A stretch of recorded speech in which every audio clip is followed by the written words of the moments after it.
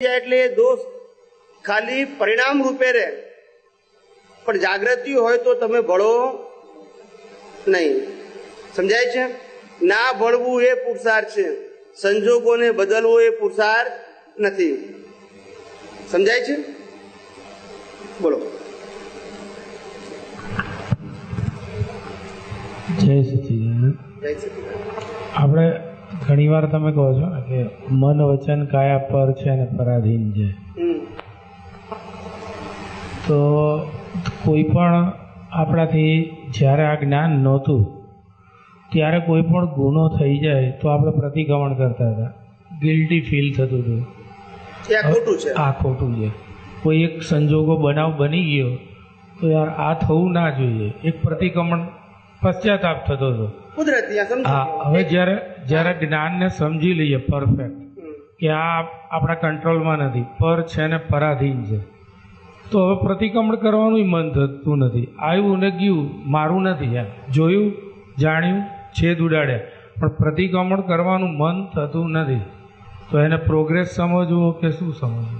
ના, એટલે પણ કીધું ને કે ભાઈ આપણે સત્સંગમાં વાત કરી જ છે કે આપણે અત્યારે વ્યક્તિગત દોષોના પ્રતિક્રમણ કરવાના નથી. એ આપણે અનેક વખત વાત કરી દીધું. એ શરૂઆતનો પ્રાઇમરી લેવલનો ધર્મ હતો. શું હતો? ધોરણ તો બદલાય કે નહીં? પહેલા ધોરણની ચોપડી 10 વર્ષ સુધી જ વાંચવાની નહીં, 20 વર્ષ સુધી જ વાંચવાની. ધોરણ બદલાય જ નહીં કોઈ દિવસ. આપણું ટીચર બદલાય પણ ધોરણ ના બદલાય.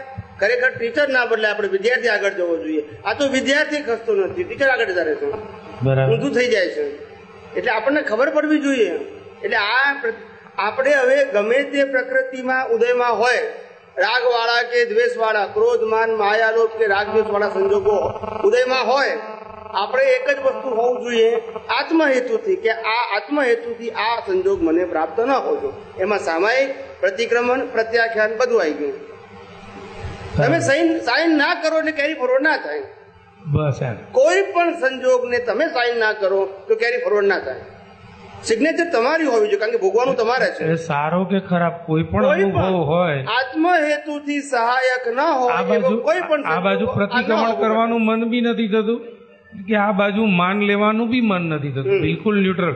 ચાહે કોઈ આપણને એક ધારો કે આપણાથી આજ ઉપવાસ થઈ બી ગયો ને તો બી એમાં મારી સિગ્નેચર નથી. એમ આપણે એટલે પુણ્યમાં બી મારી સિગ્નેચર નથી. એટલે આપણે એ જ કહીએ છીએ ને કે ઉદય, તો એને પ્રોગ્રેસ સમજવો અને થોડું નિશ્ચિંત રહેવું કે પશ્ચાતાપ જરૂરી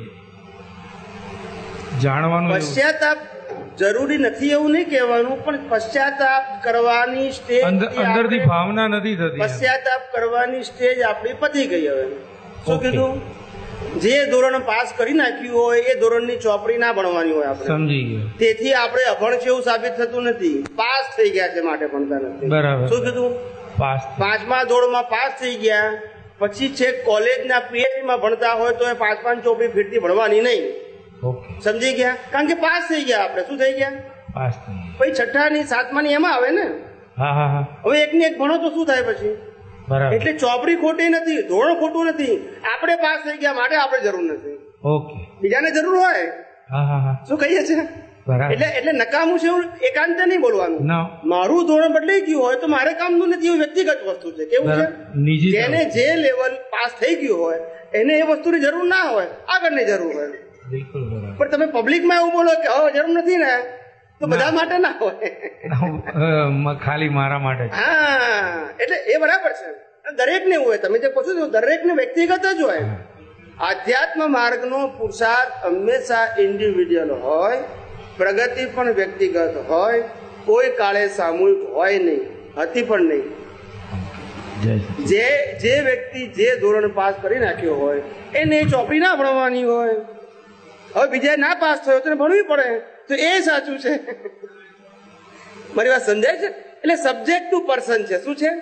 કેવી વ્યક્તિ છે, એનું કેવું ડેવલપમેન્ટ છે, એના આધાર છે. હવે કોઈ વ્યક્તિ એમ કહે છે કે તમે આત્માની વાત કરો છો પણ મારે તપ જપ છે જ મારા માટે મહત્વના છે, પૂજા પાઠ તપ જપ દાન કરવું. સમજાય છે? મને એમાં ધર્મ લાગે છે, મને એમાં મારી પ્રગતિ લાગે છે. તો આપણે સમજવાનું કે ભાઈ એનું લેવલ એ છે, એ પાસ થશે પછી આગળ જશે ને. એટલે આપણે એકાંત એને ખોટો કહેવો નહીં. એમ સમજાય છે.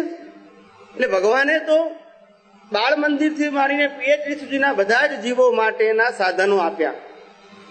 બાહ્ય તપ ને અભ્યંતર તપ એ બધા લેવલના જીવો માટે છે. પણ તમે જે લેવલમાં પાસ થઈ જાઓ એ તમારા માટે કામના નથી, તમારા માટે આગળના છે. પછી પણ એકાંતે એકે નકામા નથી. આગળ માટે કઈ સજેશન આપો, હે આગળ માટે કઈ સજેશન આપો. આગળ એટલે? આનાથી આગળ હવે વધારે વધવા માટે શું ધ્યાન રાખવું? બસ આ ન હોવું ઘટે એવી અવેરનેસ રહેવી જોઈએ પ્રત્યેક સંજોગોમાં. ગમતા સંજોગ હોય આને કે ના ગમતા સંજોગ હોય આને, બરાબર, એમાં આપણી અવેરનેસ શું હોવી જોઈએ કે આ સંજોગો એ મારા મોક્ષ માર્ગ માટે લાયક અને સહાયક નથી, માટે આ સંજોગો ન હોવા ઘટે. બિલકુલ. બસ આપણે એના રાગ પણ નથી કરતા અને દ્વેષ પણ નથી કરતા.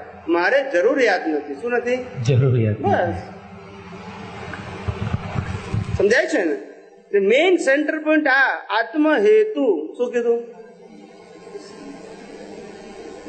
એ આત્મ હેતુ સેન્ટરમાં રહેવું જોઈએ. આપણે શુભાશુભ માર્ગનો પુરુષાર્થ કરીએ એ તો પહેલા એ કરતા હતા.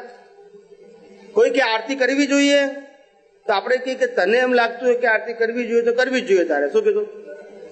આપણે એકાંતિક તો કોઈને કહેવાય કે ના જ કરવી જોઈએ એવું એકાંતિક શબ્દ ના હોય આપણો. એની શ્રદ્ધા છે, એનું લેવલ છે તો એને કરવી જ જોઈએ. એ એના માટે પ્રગતિનું સાધન છે. સમજાય છે ને? આપણને કહે તો ભાઈ મારે હાલ અનુકૂળતા નથી એવું કહી દેવું. આપણે વિરોધી તરીકેનું પ્રોજેક્શન ના કરવું. સમજાય છે ને? એટલે આ આખો આધ્યાત્મ માર્ગનો સાર કોઈ પણ પ્રકારનો પુરુષાર્થમાં હેતુ આત્મહેતુ હોવો જોઈએ. તો તમે રાઈટ ટ્રેક ઉપર છો. અને આત્મહેતુ ચૂકી ગયા પછી તમે ગમે એટલો પુરુષાર્થ કરો તો એ બધો સંસાર હેતુ છે. શું છે? બસ એને આત્મા સાથે કોઈ લેવા દેવા નથી. એટલે જ્ઞાન હોવું અને જ્ઞાનમાં હોવું એ બંને વચ્ચે જમીન આસમાનનો ફેર છે. જ્ઞાની પુરુષે જ્ઞાન આપ્યું એટલે જ્ઞાન તો છે આપણી પાસે, પણ આપણે બધા સમયે જ્ઞાનમાં છે એવું કહી શકીએ